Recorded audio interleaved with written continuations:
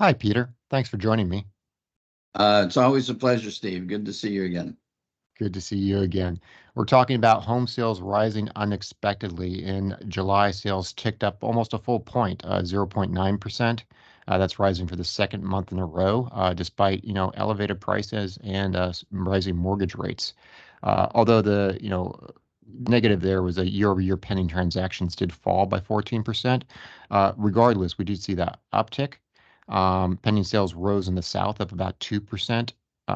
From June, and the West, which was up 6.2%. Pending home sales dropped in the Northeast, down 5.8, and in the Midwest, down 0.4. The big gainer, the West, that had previously experienced some pretty big price declines. And the buyers seem to be quickly returning and snapping those up and trying to take advantage of things being a little bit more affordable now in the Western regions after some price pullbacks. Low housing inventory is continuing to hamper sales nationwide. And we're continuing to see homeowners with existing low mortgage rates of 3 to 4% not selling to buy another one at 7%. So we're continuing to see kind of more interest around new home building, new homes, new home construction with this uptick. Your thoughts on the rise in new home sales? Thank you, Steve. Well, my first reaction is the old saw.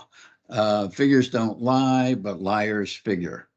Uh, and I think the numbers in the West are deceiving because they're based on a very steep decline, and so a rebound of 6.8% or whatever it was you mentioned is very understandable when the slippery slope preceded this rise. I think more importantly, the increase of 2% over June, I think it was in the South, when some of the other markets, I believe in the Northeast, for instance, suffered losses. The increase in the South is very telling. That says unemployment is good, job security is there, and people willing to step into a 7+% mortgage market in the face of where the economy is indicates that the South, as we have always believed, the South is very strong. And sure, most of the development, for instance, Berkshire Hathaway, as we discussed, has invested in starter homes, if you will. So that has a domino effect.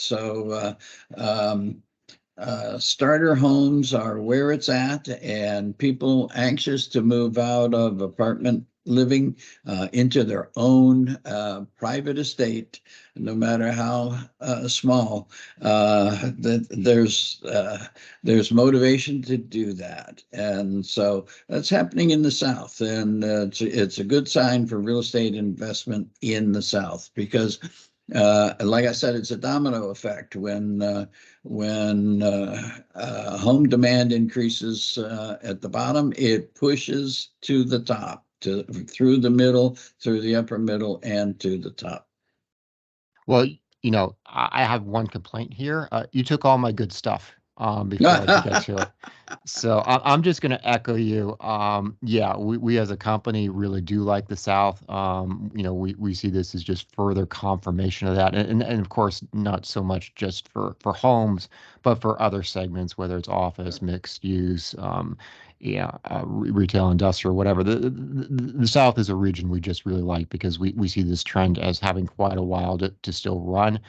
And then to your other point, if we're looking specifically at residential homes, as we talked about previously with like Warren Buffett getting the home builders or whatnot, we do believe in the strength in terms of new home construction because it is a real thing that people sitting with really low mortgages are going to be less likely to sell their house and get a mortgage that's maybe more than twice what they're already paying. So we are seeing a dampening in terms of existing homes entering the market, and that's creating opportunity for the home builders. So I'm just going to echo everything you said, and hopefully we'll talk about a story where you don't steal all my stuff before I get to it next time. I'll try not to. Thanks, Steve. Thanks, Peter.